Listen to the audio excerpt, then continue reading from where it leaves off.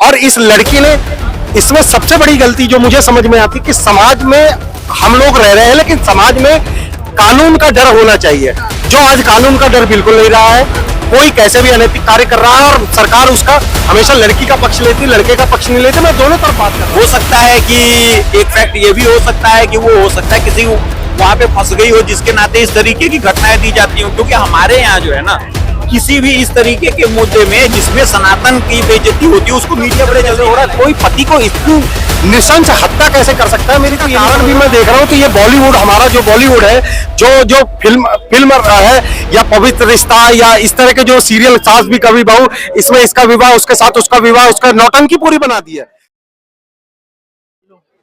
हाँ ना, रघुवंशी बोलने में थोड़ा सा दर्द हो रहा है। जो दर्द है, हाँ, क्या करिए, समाज का एक माँ हूँ, जवान बच्चों की माँ हूँ, और रघुवंशी शब्द तो हम भारतीयों के खून में बसा हुआ है, तो उस शब्द को मुझे बोलने में दुख हो रहा है।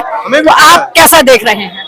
नहीं, ये समाज का विघटन जो हो रहा है, ये जो दुर्दशा हो रही है, पति पत्नी का रिश्ता, पवित्र रिश्ता, एक पवित्र रिश्ता एक उम्मीद पे चलता है।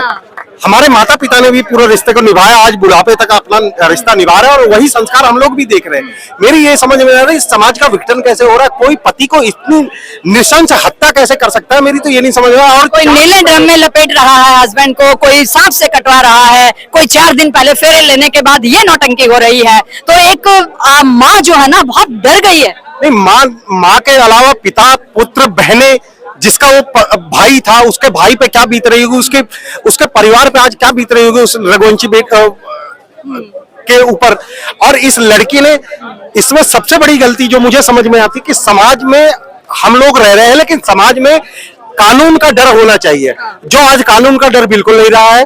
कोई कैसे भी अनैतिक कार्य कर रहा है और सरकार उसका हमेशा लड़की का पक्ष लेती, लड़के का पक्ष नहीं लेती। मैं दोनों तरफ बात कर रहा हूँ। अगर पति ने भी ये काम किया है तो कोई पुरुष ने भी ये काम किया है, अपनी पत्नी को या अपनी गर्लफ्रेंड को अगर मारा है, जैसे वो श्रद्धा वाला केस था, उसने फ्रिज में डाल दिया। इसमें हमारे कानून को, आईपीसी को तुरंत निर्णय लेना चाहिए, फांसी पे लटकाना चाहिए, तभी ये निर्णय रुकेगा। अभी वो ड्रम वाला केस सुलझा नहीं था, मुस्कान वाला केस सुलझा नहीं था, वो ऐश कर रही है, जेल में जाके ऐश कर रही है, उसे मलाई खिलाई जा रही है। और इस तरह के निर्णय लेना, ये वहीं से प्रेरणा मिलती है। और साथ में 3 महीने पहले का केस है वो, अगर उस पर कुछ डिसीजन ले दिया जाता तो दोबारा इतनी जल्दी हिम्मत नहीं होती। बिल्कुल। और एक नासिर बनता, लेकिन किंतु इसके पीछे का कारण भी मैं देख रहा हूँ। तो ये बॉलीवुड, हमारा जो बॉलीवुड है, जो फिल्म है या पवित्र रिश्ता या इस तरह के जो सीरियल सास भी कभी बहू, इसमें इसका विवाह उसके साथ उसका विवाह, उसका नौटंकी पूरी बना दी है। समझ में नहीं आता असली पति कौन है और असली बॉयफ्रेंड कौन है और कहाँ कौन लिव इन रिलेशन में रह रहा है। ये जो सीरियलों ने बंटाधार किया है, सामाजिक शोषण किया, पतन किया है। लेकिन इनको फिर सेंसर बोर्ड से ग्रीन सिग्नल कैसे मिल जाती है? नहीं, ग्रीन सिग्नल तो अब वही बात है कि सेंसर बोर्ड को भी सोचना चाहिए। और सेंसर बोर्ड से ज्यादा मैं इसमें निर्लज्ज मानता हूं, तो भारत के न्याय व्यवस्था को निर्लज्ज मानता हूं, जो हमेशा इस तरह के निर्णय लेने पर हमेशा मजबूर निर्णय नहीं लेता। भारत की न्याय व्यवस्था के ऊपर तो थोड़ा सा कहना, मुझे लगता है शब्दों की मर्यादा का भंग करना। मैं जब ये आक्रोश की बात है, आप जाके पूछिए उसको क्या न्याय मिलेगा। आप मुस्कान ने जिसको मारा अपने पति को, उसको क्या न्याय मिल जाएगा? 3 महीने तो हो गए। भारत की न्याय व्यवस्था को देना है ना निर्णय, तो न्याय व्यवस्था को देना है। आज ये रघुवंशी की बात हो रही है, इसको जो मारा गया है इसका भी निर्णय ढाक के 3 पार्टी होंगे। ये न्याय व्यवस्था की जिम्मेदारी थी।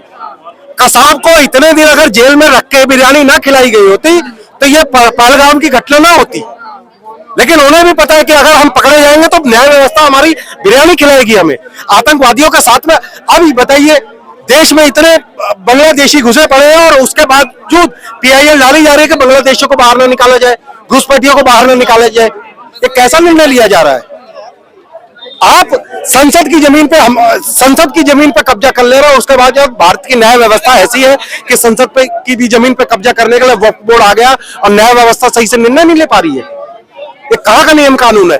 आज ये जजों की जो नियुक्ति है, इस पे भी हमें ध्यान रखना पड़ेगा, पूरे समाज को खड़ा होना पड़ेगा, ताकि ये कॉलेजियम सिस्टम समाप्त होके एक छोटे से चपरासी की भी नौकरी निकलती है तो कितनी इंटरव्यू होते हैं, कितने पेपर दिए जाते हैं। बड़े बड़े ग्रेजुएशन के लोग चपरासी की नौकरी के लिए भर्ती होते हैं, लेकिन चाचा भतीजा आपस में कमरे में बैठकर जज बन जाते हैं और न्याय व्यवस्था कहाँ जाएगी? ये वहां तक मैं कड़ी लेके जाना चाहता हूं, तभी भारत के समाज सुधरेगा। और तभी, क्योंकि कोई भी सत्ता बिना दंड के, बिना भय के सत्ता चल नहीं सकती, कोई भी संविधान बिना भय के चल नहीं सकता। वरना अभी अमेरिका में आप गृह युद्ध की स्थिति देख ही चुके हैं, उन्हें पता है कि शासक कमजोर, ट्रंप आ चुका है, अब गृह युद्ध कर लो।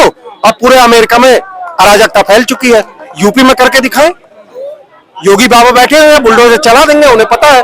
तो जब तक सत्ता हनक से नहीं चलती, जब तक निर्णय सही से नहीं होता, तब तक समाज नहीं सुधरता। और समाज को सुधरना है तो सत्ता और ये हमारे न्यायालय को भी सुधरना पड़ेगा। और लोगों से हम लेते हैं, आप बने रहिए हमारे साथ। Supporting that person who has told us that system should be there, proper system should be there. Either it is a court or it is a Chief Justice of India, Supreme Court, or whatever the court is there, but they should have the right system of conveying the decision, right? Already है तो सही सारा system. ये क्या बात है, अब ये सही है, ये गलत है, that we don't know.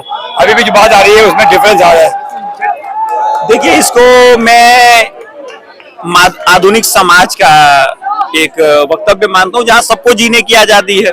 अब इस तरीके के समाज में जहाँ लोग अपनी मर्जी से जीना चाहते हैं, वहाँ परंपराओं का पालन करेंगे तो क्रैश तो होंगे ना।